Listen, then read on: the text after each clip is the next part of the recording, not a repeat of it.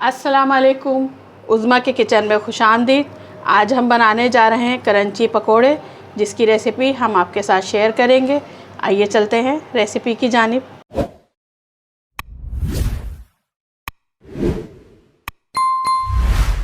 आज की रेसिपी में हम सबसे पहले लेंगे एक प्याली भुट्टा, जिसके दाने हमने निकाल लिए हैं। ये दाने नरम होने चाहिए। एक होते हैं जो बहुत सख्त दाने होते हैं भुट्टे के, वो नहीं लेना। ये नरम वाले हैं जो हमने लिए हैं। और एक प्याली मैंने आलू लिया है। ये दरमियाना आलू था, इसको क्रश कर लिया है।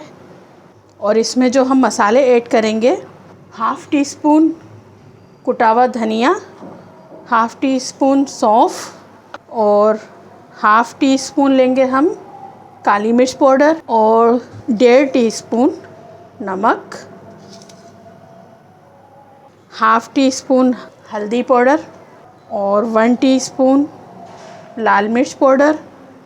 3 से 4 हरी मिर्चें ली हैं जो कि हमने बारीक काट ली हैं। और धनिया लेंगे हम थोड़ा सा, वो इसमें डाल देंगे। और इसके बाद हम लेंगे एक प्याली बेसन। इन सब चीज़ों को पहले हम अच्छे से मिक्स करेंगे। इसके बहुत ही अच्छे और मज़ेदार स्नैक्स बनते हैं। अब हम इसमें शामिल करेंगे थोड़ा सा पानी। इसके बहुत मज़ेदार पकोड़े बनते हैं। हमने इसको बहुत ज़्यादा पतला नहीं करना। आजकल बारिश का मौसम है, उसमें ये बड़े मज़ेदार लगते हैं शाम की चाय के साथ, और बड़े क्रंची और मज़ेदार बनते हैं ये। हल्का सा पानी और लेंगे हम, थोड़ा सा बस। इसके बाद हम इसे अच्छे से मिक्स करने के बाद फ्राई कर लेंगे। ये देखें, इसका मिक्सचर तैयार है। अब हम इसे फ्राई करेंगे। हो चुका है। अब हम इसमें पकोड़े डालेंगे।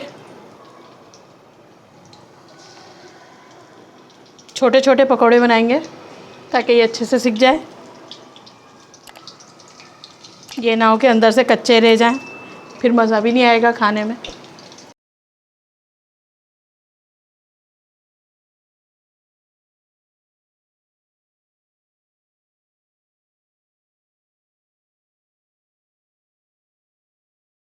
ये देखिए, अच्छे से ये ब्राउन हो चुके हैं।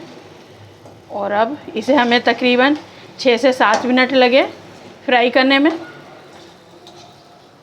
और ये अब अच्छे से सिक चुके हैं। और अब हम इसे प्लेट में निकाल लेंगे। ये देखें,